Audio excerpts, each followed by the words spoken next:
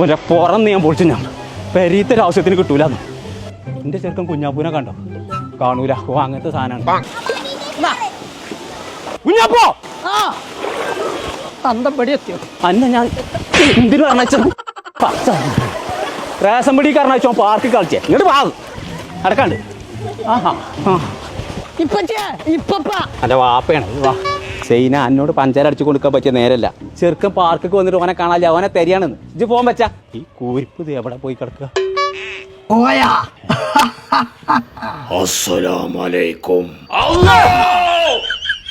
ഒരുപാട് സാധനത്തിന് കയറാണ്ട് ഇവിടെ ഇതൊക്കെ കാണാതെ പോവാ. ഏത് നേരം ഒടുക്കത്തെ റേഷൻ കാർഡ് പണ്ടാറാൻ ഞാൻ പൊളിച്ചേക്കാലോ പറയണ്ട കേട്ടോ. അയച്ചു പറ്റൂല. കൊമ്പങ്ങാട് കോയ ആ എന്നെ